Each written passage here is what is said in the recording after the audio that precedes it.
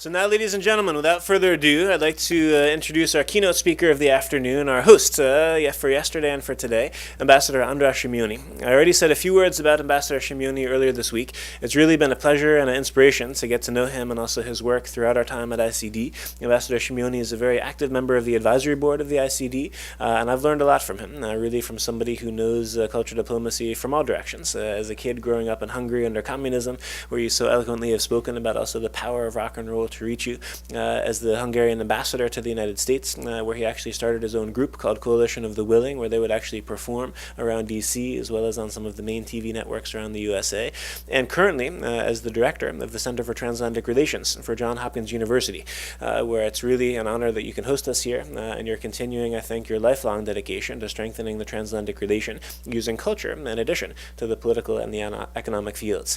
Ambassador Simonyi has a long professional career in multilateral and bilateral diplomacy, international non-governmental and governmental organizations, as well as the private sector. His focus has been the transatlantic relationship, and he's held some of the highest positions in the Hungarian diplomatic service. He's a proponent of soft power in international affairs and of innovation in diplomatic activities, combining tradition with new radical ideas, such as rock and roll, as I think we'll hear a little bit about tonight. Ambassador Simonyi advocates a strong transatlantic relationship to which he does not see an alternative for the foreseeable future. The lecture topic that he's chosen this evening, the role of cultural diplomacy to strengthen the transatlantic partnership. Ladies and gentlemen, please join me in a very, very warm welcome for our host, Ambassador Andras Simonyi. Thank you.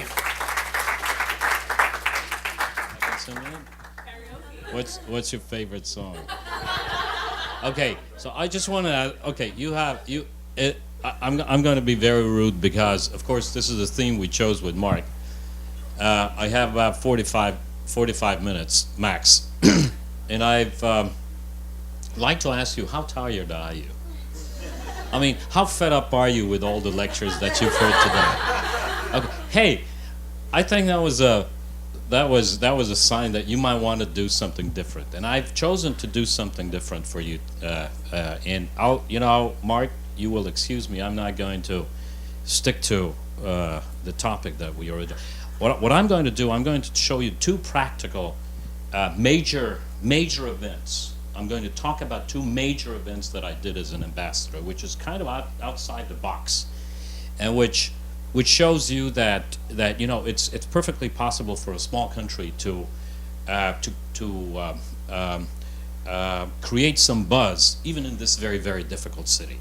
The two things I'm going to do, and I'm going to be very, very nasty because I'm going to be showing slides, and while I'll be speaking, and at the end you will not have to recall the slides, but you will have to recall what I'm telling you.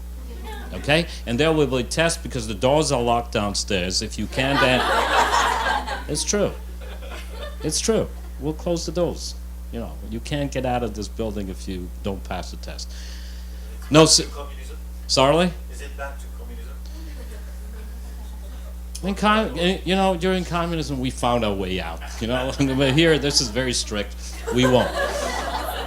Okay. So what I want to tell you, there are two things, because I really try to use. I try to use culture as one of my tools in the diplomatic toolbox, and and especially if you're the representative of a small country, you want to figure out how can you get the attention of the elites of Washington, and this town is really very rude if you can't figure out the way to get to the decision makers, and there's so many different ways to get to the decision makers. Well, of course, you have to be a serious diplomat. You have to be a serious country. You have to be a country that is very solidly embedded in the transatlantic relationship. I mean, Americans want to know that you're a friend, and there's a clarity about that. There can be no doubt that you are a representative of a country which is a serious country. If you say no, it's a no. If you say a yes, it's a yes. But you better stick to it. Wibble wobble is not a really. You know what wibble wobble is? I think it's in English. I think is that English? Yes. Okay. But anyway, I just want to say. But then you have to go beyond that, and you have to try to get under the social fiber of Washington, of America. Now, I'm going to talk to you about one event that created a lot of buzz locally, and then I'm going to talk to you about an event, about something that I did which really broke through with the media. Okay, the first one is, have you ever heard of the Beatles? Who's not heard of the Beatles? And that's pretty cool. Hey, okay. Well, there was a fifth Beatle. His name was Donovan. And Donovan is someone you might not have heard of, but I'm sure you're probably using his music in these stupid ads they're putting on today with serious music. He was, if you want, he was the other Bob Dylan in the 1960s. His name is Donovan. Donovan Lynch. And Donovan is if you want, he is the Scottish, Irish, English, European troubadour. And he is the guy who wrote songs like Sunshine Superman, Hurdy-Gurdy Man, Colors, and all that stuff. Okay. Who's heard of David Lynch? That's pretty cool. He would be very, very pleased to see. Okay, for those of you who haven't heard of David Lynch, he's a movie maker. David Lynch is the guy who created Twin Peaks. Okay, you've heard of Twin Peaks? The crazy TV thing, and Mulholland Drive. I mean, it's fascinating, very creative. Okay, so this is one of the events. The other event, I'm going to tell you how I got on the Colbert Report and how I created this buzz around the Colbert Report and what it was about. And then maybe I hope to leave 5-10 minutes for questions and answers. But don't hesitate to cut in and ask me questions. Any question will do. Don't worry about it. This is a late hour. I understand it. I want you to benefit. Yes, please. I'm sorry, I guess I missed it. Why did you mention David Lynch? I'm going to tell you. That was the right bad question to ask. Because I want to make sure that you get something out of it. There are people here in this room who will be practitioners of. Actually, you know what? I hate this microphone. I do. I have no other choice. Do you have this one or the other one? No, this is still a better deal, but I'm just telling you, I hate it. That's not a okay. So that is why you have to ask the question. Now, Donovan and David Lynch were touring the United States. They are into meditation, transcendental meditation. Anyone practicing that? You practice it, okay. Now it is something obscure if you don't know what it is. It is something fascinating if you know what it is. And frankly, I didn't know much about it until someone called me. David Lynch, the movie maker, and Donovan, the musician, are coming to town. Would you like to meet them? And I said, of course. And let me tell you this, it's quite amazing. It's quite amazing. In this town, small embassies send out invitations. And you get about 1/3 responding positively. So you send out, 30 invitations, you get about 10 positive responses, and, maybe 8 will show up. So what do? I said, yeah, sure, I'd like to do a dinner for Donovan, and not only meet him, but I'll do a dinner for him at the residence, and, do the right thing. For heaven's sake, it's the fifth Beatle, and if you're a musician, I mean, this is the guy who actually is married to Brian Jones's girlfriend. I mean, you don't get closer to mythology than that. Sorry? I said you don't get that every day. No, and Brian Jones is for the younger generation, the Brian Jones is the Rolling Stone who got killed, right? We don't know what happened to him, right? We don't know. We still don't know. But the bottom line is, he is one of the giants of the 60s, 70s rock and roll scene. And really, he is the guy who took the Beatles to India. He's the guy who taught John Lennon how to play fingerpicking guitar. So it's kind of fascinating. But more importantly, he's just an interesting person. And so is David Lynch. So I send out all these invitations. I sent out 30 invitations. And you know what happened? 30 people. I got 30 responses. We're all coming. And I said, well, that's great because I can only seat 14 around my table. So what do? I moved this whole thing to the embassy, which isn't quite as beautiful as the residence. We turned it into something fancy. And as you will see, this turned into a fascinating event. Now, just about the guest list. Zbigniew Brzezinski, the great rocker, shows up, right? You like that? I know. I mean, Zbig told me I never knew I loved this music. So he came. The British ambassador came. The Washington Post came. Supreme Court justices came. I mean, it was a fascinating group of people. Now I'm going to start showing you the slide, and then in the meanwhile, I'm going to try and explain what we did, because it was really, if you want it was an event which has all the elements of a good event, the way you have to build up a good event, so that it not only is an event that flies when your guests are there, but it also has an impact on your image in Washington, D.C. Why do I say this? Because you want to make sure that your diplomatic presence in Washington is like a building. By the time you leave, you want the roof to be there, you want the basement to be there, you don't want leaks, you don't want, you want to make sure you have all the rooms in place and all the china is unbroken, right? I mean, if you're smart, that's the way you do it. Everything you do, every single day, is something that is a building block, that is part of the building, and you have to be very conscious about how you do it. You don't just do it for the fun. You don't just do it because, oh my God, what a great guy. Well, that's fine. That's fine when people tell you, hey, what a great event, we loved it. But you want to make sure that it becomes part of your image. Okay, now I will start showing the slides. You can ask questions about the slides as well. Okay? Here you go.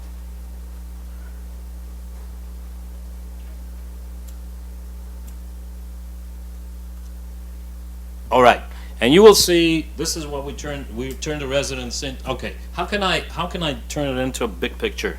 Stop. Can anyone help me? How can you? Is this it?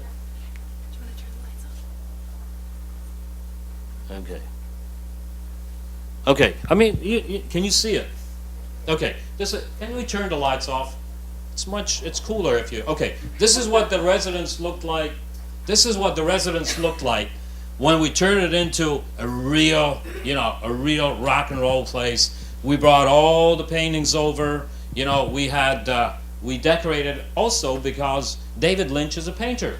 And he was so happy to see these modern Hungarian paintings, which I, by the way, had at the residence as a display of the Hungarian arts. It became very, very much part of what we did in Washington, D.C. These are striking, great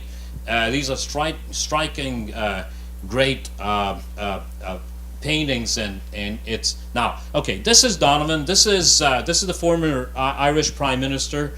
They're talking to him. You should know that right now Donovan is residing in Ireland. The person with the tie is the deputy secretary of energy. I don't know what's happening to these pictures. I'm sorry about that. Okay, this is Admiral. This is an admiral from NATO. You have all I want to. You will. Okay, I'm not going to go into detail. I'm going to tell a story about each and every person, but I just want you to know a great crowd showed up. And they all wanted to hang out with Donovan. They wanted to hear. They wanted shake hands with David Lynch. About 70 people showed up, which is a very, very good crowd. But more importantly, it was the kind of people that you really want your at your events. And you know, I might want to speed this up a little because it's getting a little boring. And obviously, you want to get to. Hold on. How do you do this? Okay, hold on for a second. Okay. Let me edit it just for a second. Okay, we'll speed it up a little. Okay, here you go. Okay, go much faster. Okay, this is the Assistant Secretary of State. Okay, here I'm tuning my guitar because what happened, Donovan said, you know what, I'm going to be playing some music for you. And I was unbelievable. The fifth Beatle shows up at the Hungarian embassy, brings his beautiful guitar and says, you know what, if you want, I can... Are you kidding? Are you kidding? If we want, you know, and he gave an impromptu concert, which was not part of the planned event, and he suddenly said, "That's the Irish ambassador. This was the wife of the British ambassador," and he gives an impromptu concert, but also he gave a wonderful lecture together with David Lynch about meditation. Now. We turned. Okay, this is Mrs. Brzezinski. It's Big Brzezinski's wife, and this is David Lynch. That's Donovan. Before they start explaining their story about now, for a musician like me, for someone who grew up with Donovan's music, you can't imagine when this guy shows up at the Hungarian embassy and says, "Hey, you know, I just want to be. I want to be okay." And look at this beautiful guitar. And look at I don't know what I strongly recommend you do is when you go home, if we ever let you out from here, why don't you check out his music? You will love it. Okay, and then suddenly I go on stage, and and then Donovan of course starts to play in a different key than we planned. That's very scary. Any musicians here? Okay, that's great. That's enough. Well, you guys understand if it's supposed to be in C, you know, it's not very nice if he starts in A. Okay, and especially I didn't have a capo with me, and this was supposed to be, open chords. But anyway, the bottom line is I fixed that real fast, and in the middle of a song, there is a song called Colors, which goes, yellow is the color of my true love's hair. In the morning, when the rise, that's the time I love the best. So that's a beautiful song, and he goes on and he looks at me, okay, Andras, now it's your turn. And I start singing in Hungarian. And I sang, kék az ég, amikor felkelek, akkor szeretlek. And then, he looks at me, Andras, what the hell was this? This is my song and you're singing it in Hungarian. But honestly, I wanted the audience to know, and I wanted Donovan to know, and especially I wanted the Washington Post to know that rock and roll music works perfectly well in other languages. And it really is about the heart and the soul that you bring to the rock and roll music that really matters. So it worked beautifully. And the nice thing about this really was that Roxanne from the Washington Post gossip column was there, and she said, "Oh my God, I need to have this Hungarian text." And I said, "What for?" And she said, "I don't know, but I just need it." And so what happened the next day? Okay, this is the lady who actually called me if I wanted to see Donovan. Now, what I just want to say, I think it's restarting. But what I wanted to say to you is what happened next. The next thing was first of all, this is a very strong message about us Hungarians understanding American culture. David Lynch gave a wonderful speech. And don't forget, he's a superstar among movie makers. So you had these two fantastic people. The funny thing was that you would expect a Hungarian ambassador only to bring Hungarian culture. It was so counterintuitive that you give a platform to two American superstars on Hungarian stage, and thus it becomes Hungarian. I stole their image. I stole the power that they project as personalities. So the next day, I wouldn't say to my surprise, but I was kind of anticipating it, the gossip column has a huge piece about David Lynch and Donovan and the Hungarian ambassador hanging out together at the Hungarian residence. And it finishes with colors in Hungarian. So you might be wondering, Roxanne says in the article, what the words actually mean in Hungarian. So here you go.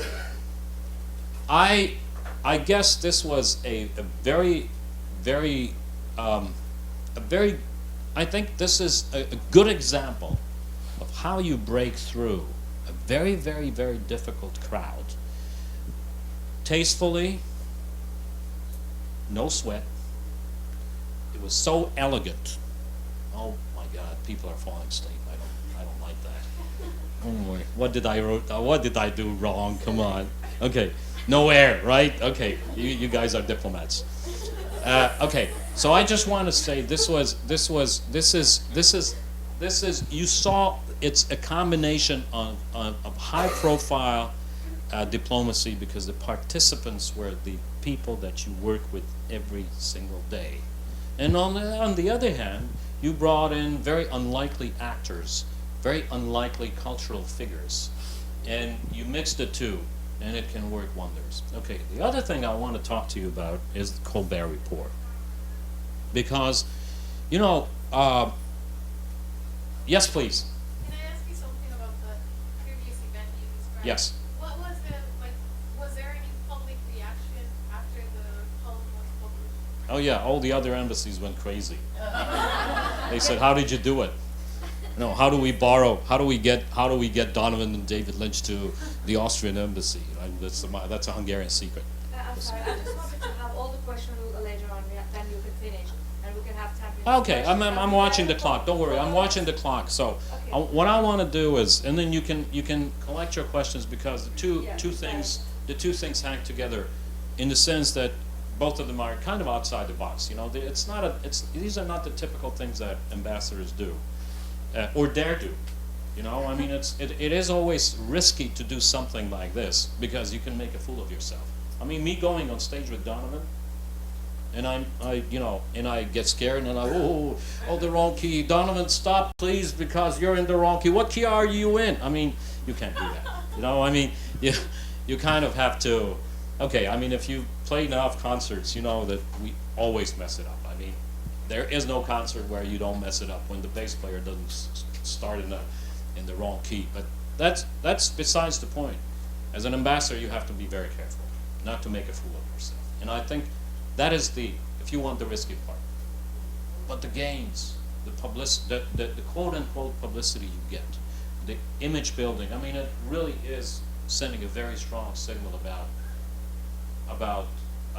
Hungary, the Hungarians. Okay, the other thing, the Colbert Report, when I came here, I started watching American TV shows because what I realized, and most ambassadors still don't realize, how important late night shows are in the American culture. How important Jay Leno, Conan O'Brien, Ellen DeGeneres, and all those guys. I know Jimmy Fallon now, and how important they are in a very subtle way. I mean, it's very difficult to understand why these are important, but I think you all would agree that all these late night shows are very much part of the American culture. So I started started figuring out what it is. When I flew out to Los Angeles, I went to see Jay Leno just to see how this show is done and talk to him. I went to see Conan O'Brien, by the way, a brilliant guy. I must say that Conan O'Brien is a brilliant, very nice guy. I went to see Ellen DeGeneres. And then one day, a friend of mine said, you know, have you ever seen Comedy Central? Comedy Central, what's Comedy Central? I said, you know, he says, well, all my students, it's, by the way, a friend of mine, Professor Gotti, who is a professor here at SAIS, he said, you know, all my students are watching Comedy Central. I said, yeah, well, what is this? So I started watching Comedy Central. And I will tell you, the interesting thing about this was that I started watching Jon Stewart when Stephen Colbert was this fake reporter, right? I mean, this fake reporter on his show, and I really got hooked on this. I mean, it's because why? Because Jon Stewart and now Stephen Colbert are basically mirrors to American society. So it's the reverse. It's very important for an ambassador to be able to see through this mirror so that you can look at American society from the reverse so that you really understand the real picture.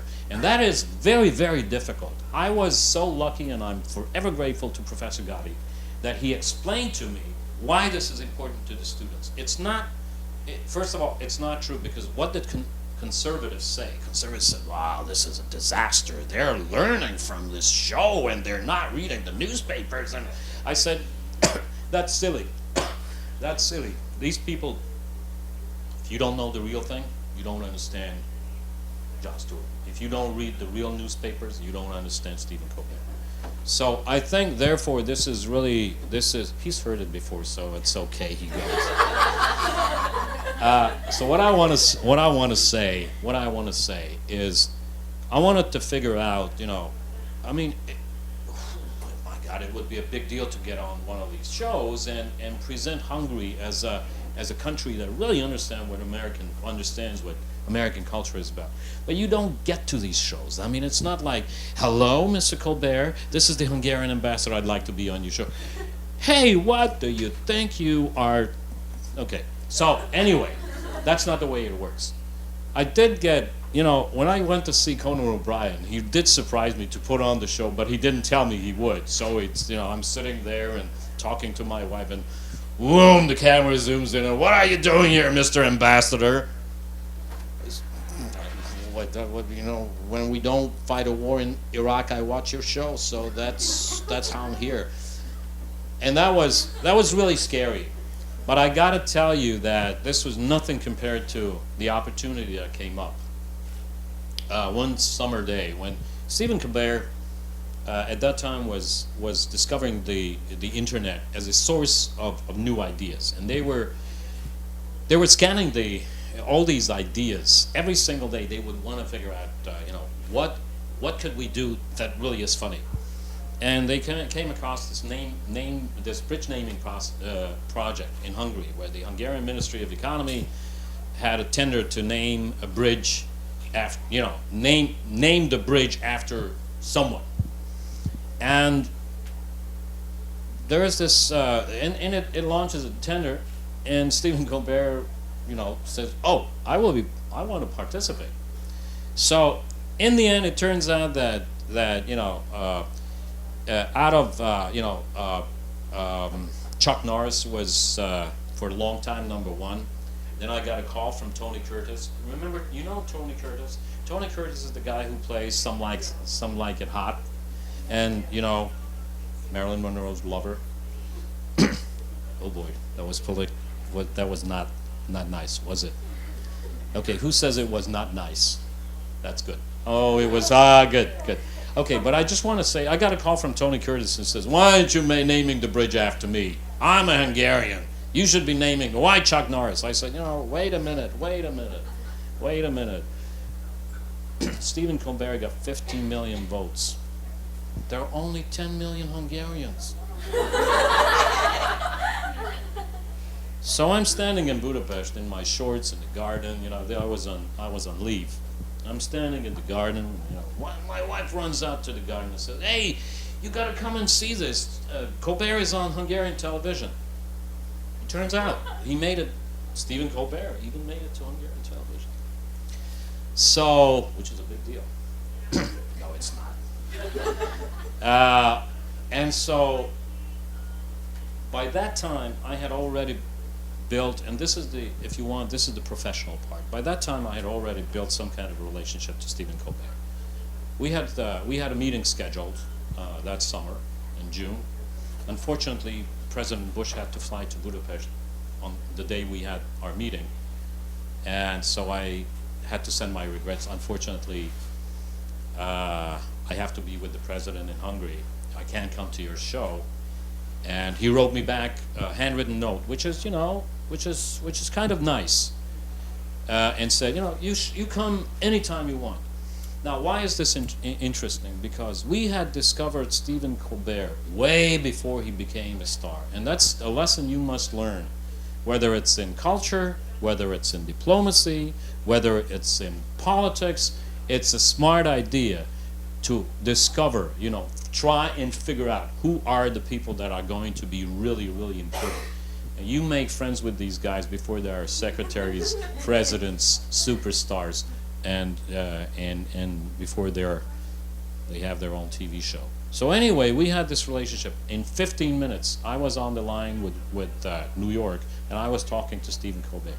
And what he says, Mr. Ambassador, what am I going to wear for the ceremony in Hungary? And I said, well, Stephen, and that's, you know, this was a moment of, maybe it's experience, whatever it is. I said, you know what, can I come and talk to you about this on your show? And he said, yes. That's how it started. So let me show you a couple of slides, and in the meanwhile, I'm going to explain what happened. I think the slides, may I put this down for a second? Just for a second? Thank you so much. Okay, let me go back to the videos. Okay. Would be fantastic if somebody help me now. No, okay. I need to go into pictures. Yeah, I got pictures. Trust me, I had it all sorted out before, but it's okay. Here you go, and the date is. Date is 2/6, okay, 2006. I'm looking at the watch, don't worry. Okay, 09. So, 06, 09. Colbert. 09, 06. Okay. This is 6, so this is 10. Do you see Colbert? Oh, there's the Colbert show. Okay. All right. The slides will start with the fake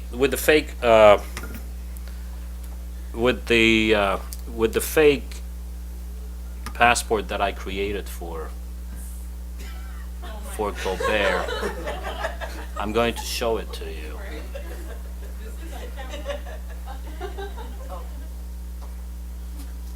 Okay.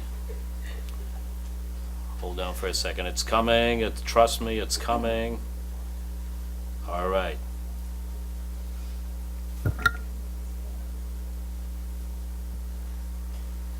I'm actually pretty good at this. Okay.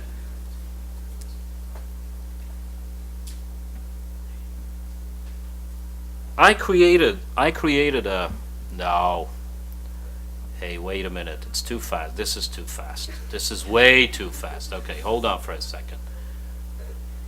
Edit. Okay.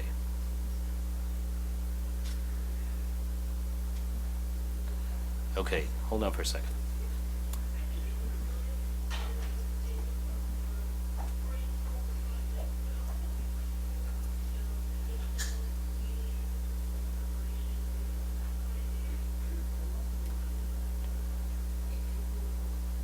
Okay, there you go.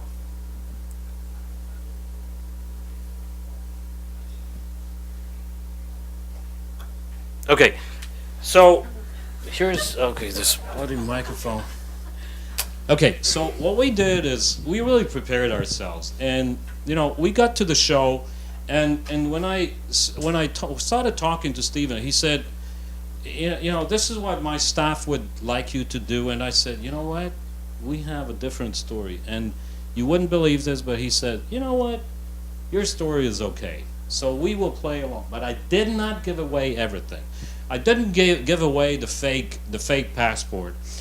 Which was kind of a funny thing, because my consul said he will commit suicide because I took one of the passports from the vault, and I said I'm going to put a funny picture of Stephen Colbert, and said, oh, they will kill me for this. But anyway, it was a good thing to do. Good thing to do. The bottom line is the story, and you can check it out on the internet or on the Colbert site. The bottom line is I went to see him, and I said, look. You are the winner of the competition.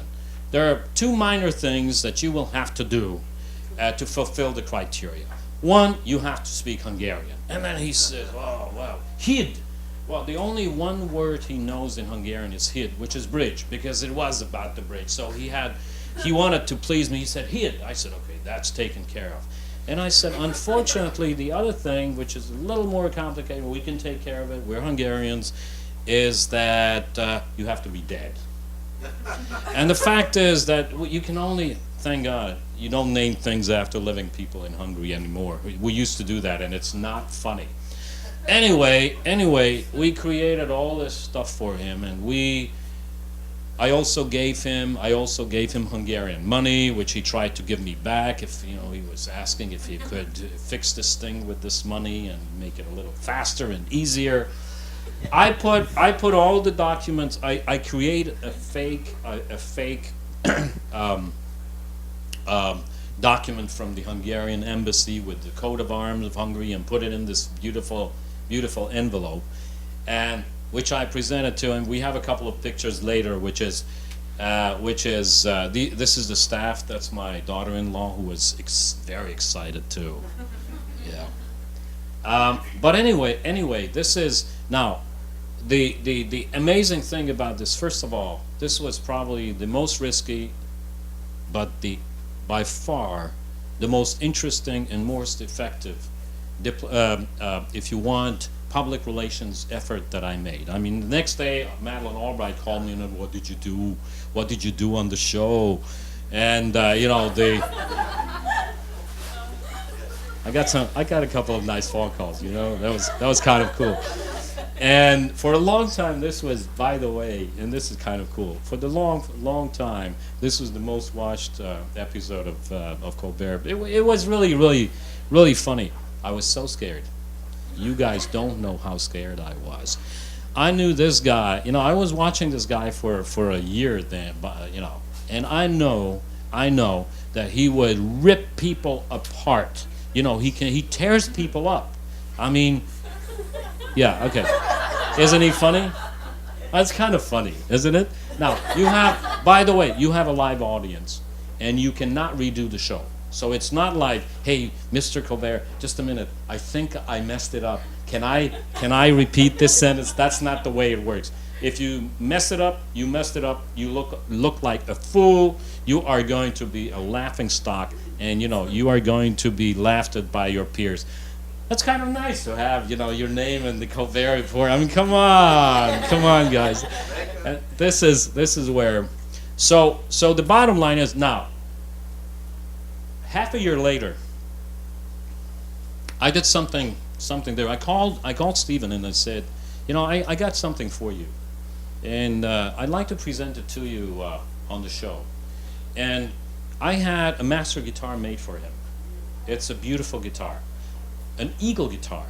His logo. I mean, there's this the American eagle flies into his show, and I had some guitar makers in Hungary make a beautiful guitar.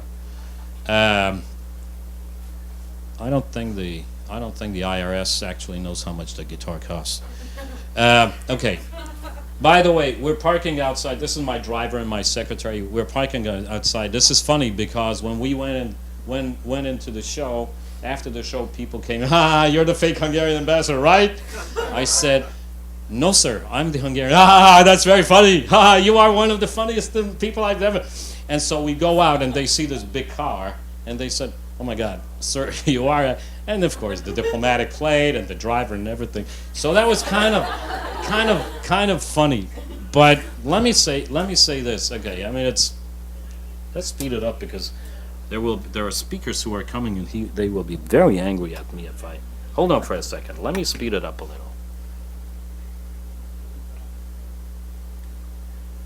Okay.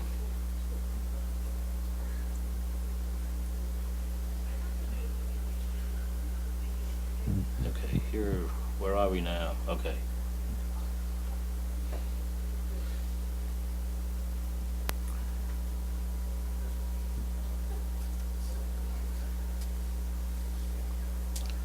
So I probably don't have any pictures of the guitar thing, but you know what? Why don't you guys can Google that. You guys can oh no, it's not restarting, is it? I'm sorry about this. Okay, so here I am on the show, and you know, so the next thing was, and what happened is I went on the show, and it was at the time when there was an American radio talk show host started, attacked an African American basketball team, Amos. Yeah, I don't know. He's not visible any longer. And so, Imus. Okay, Imus. So, okay, Imus. Yeah. And so Colbert for a week started saying, I don't have anything. These paprika snorting Hungarians, these paprika snorting ghoulies after the goulash soup, which is obviously a reference to Hungarians. But they can't play the guitar. He knew that he was going to get a guitar. So the agreement was I would go on stage. I would go on stage, and then play the guitar, which I did. But in the meanwhile, he said, you know what? Why don't you say I made a mistake and it was the Romanians who can't play the guitar? I said, sir, you want me to be recalled to Budapest tomorrow? No, then why don't you say the Slovaks? Well, the Slovaks are neighbors too. We're not, there are always problems with the Slovaks. You don't want me to, well, then say the Austrians. I can't do that, sir, because the Austro-Hungarian Empire broke up 90 years ago and there are still regrets there. So why don't you, and this is the way it went. He said, you know what? Why don't you say the Finns? Why don't you say the Finns? The Finns. So I go on the show and I said, yeah, well, the Finns are great people. They're brothers. Honestly, their guitar playing sucks. That was not diplomatic language, honestly. So I'm doing this, and in the end, Colbert says, well, sir, I think I must apologize. And I said, you know what, Stephen, if you apologize, I'll give you this beautiful Eagle guitar. So he says, now that there is something in it for me, sir, I'm sorry. So I give him this guitar. Show is over. It's beautiful. He says, sir, would you play us out? So I had the great honor to play the last couple of maybe 30 seconds on my guitar solo. On the bottom line is, it was fun. The second time, I mean, it's a big deal. You get to on the Colbert Show once, that's good. But second time around, that's a big deal. That's when I got the phone calls, including from the Finnish ambassador. My wife was absolutely certain that we will go to war with the Finns after my remark that, the Finnish ambassador calls me, and they're great people. He said, Andras, can I go back on the show with you?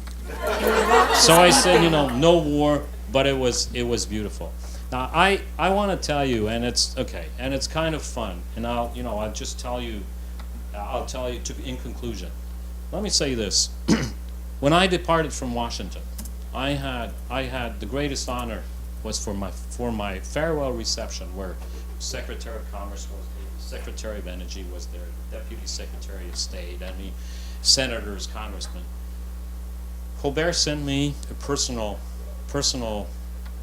sketch, a little piece that he did, and did especially for me. If you go on the Johns Hopkins Central for Transatlantic Relations website, you can watch that. I'm not going to talk about that. It was the greatest honor bestowed upon me. Now, what I want to say, all this was not just fun. This was serious business, because on both occasions, I did not miss the opportunity. I did not miss the opportunity. Hold on for a second.